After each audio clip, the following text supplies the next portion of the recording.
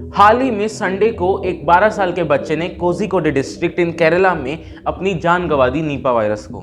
अभी कोविड गया भी नहीं और एक और नया वायरस निकल के आया है जिसका नाम है नीपा वायरस। और ये बहुत ही खतरनाक और बहुत ही जानलेवा वायरस है जो कि अगर फैला तो एक बहुत बड़ा आउटब्रेक बन के उभर सकता है। क्या क्या प्रिकॉशंस हमें लेने हैं जिससे हम नीपा वायरस को फैलने से रोक सकें, और क्या पुराने आउटब्रेक्स रहे जिनसे हम सीख सकते हैं कि हमें वायरस से कैसे डील करना है, इसी के बारे में बात करेंगे in today's segment of what's your Vichar. Hello everyone, I am Rajesh Sharma. तो नीपा वायरस एक ऐसा वायरस है जिसको WHO ने जूनोटिक वायरस का नाम दिया है। जूनोटिक ऐसे वायरस होते हैं जो कि एनिमल्स से ह्यूमंस में आते हैं। इस वायरस का ट्रांसमिशन कैसे होता है? तो ट्रांसमिशन कुछ 3-4 वजहों से हो सकता है। सबसे पहला है एनिमल टू ह्यूमन ट्रांसमिशन या animal to human contact transmission. जब आप किसी एनिमल को छूते हो और अगर वो एनिमल इन्फेक्टेड है तो वो इन्फेक्शन आपके हाथों से होते हुए, आपके मुंह से होते हुए आपको इन्फेक्ट कर सकता है। अगर कोई ह्यूमन सिक है तो वो ह्यूमन टू ह्यूमन भी ट्रांसमिशन कर सकता है। साथ ही साथ कोई ऐसा फ्रूट जो किसी बीमार इंसान ने खाया है जो नीपा वायरस से इन्फेक्टेड है, या किसी एनिमल ने खाया है जो नीपा वायरस से इन्फेक्टेड है, तो वो फ्रूट अगर आप लेते हैं तो उस फ्रूट से भी आपको बीमारी हो सकती है।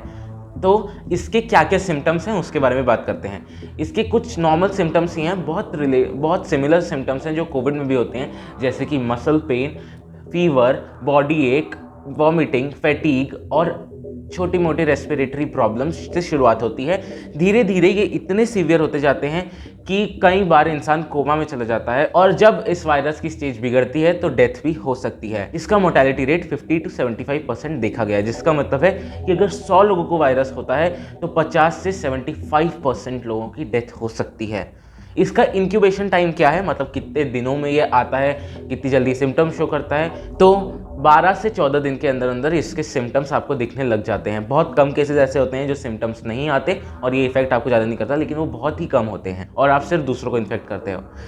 और जो इसका इंक्यूबेशन टाइम है, अगर आपको सिम्टम्स वगैरह आए तो ये वायरस आपके ऊपर 45 to 50 डेज तक भी रह सकता है। मतलब करीब करीब 1.5 से 2 महीना ये आपके में रह सकता है, आपके अंदर रह सकता है, और बाकियों में ट्रांसमिशन भी हो सकता है इस वायरस का।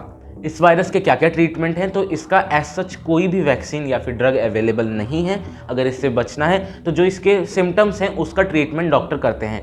तो अगर आपको कोई भी ऐसे सिम्टम्स दिखे जो मैंने पहले मेंशन किया और आप इस चार्ट में भी देख सकते हो, तो आप ज़रूर डॉक्टर के पास जाएं और उसको टेस्ट वगैरह ढंग से करवा कर वजह पूछें कि क्या हुआ है आपको। What are the past outbreaks of this virus? तो सबसे पहले ये 1999 में नीपा जगह में मिला था जो कि मलेशिया में है, और इसी जगह में ओरिजिन होने की वजह से इसको नीपा वायरस का नाम दिया गया।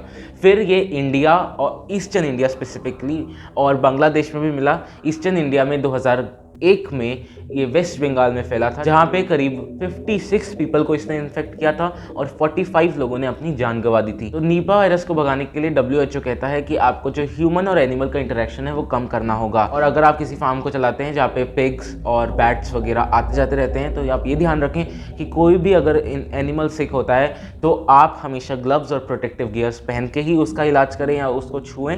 और जब भी आपको कोई एनिमल लिक करता है या अपनी स्किन आपके किसी पार्ट से रब करता है तो उस पार्ट को जल्दी धोएं।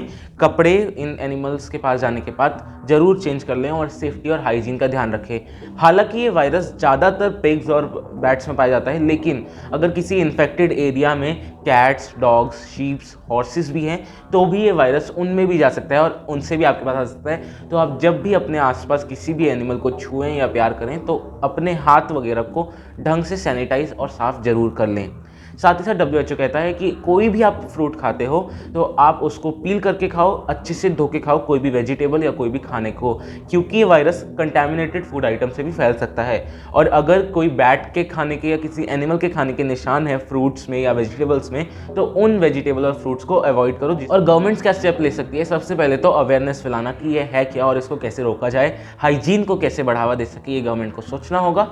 और दूसरी बात कि टेस्टिंग रैपिडली हो, क्योंकि ये वायरस एयरबॉर्न नहीं है तो ये अचानक से नहीं फैलता है। जब लोग कांटेक्ट में आते हैं किसी इन्फेक्टेड पर्सन के तभी ये फैलता है, तो इसलिए इसको छोटे ही स्टेज में रोक लेना काफ़ी आसान होगा। जैसे अभी केरला में एक बच्चे को वायरस हुआ तो उसके आसपास आए या उससे मिले सारे लोगों को क्वारंटीन कर दिया गया है और उनके टेस्ट रिपोर्ट्स को भेजा गया है।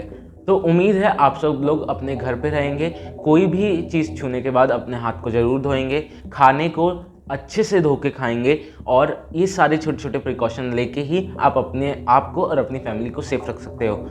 If you really like the content of this video, do share it with your friends, comment down below and don't forget to subscribe to our channel.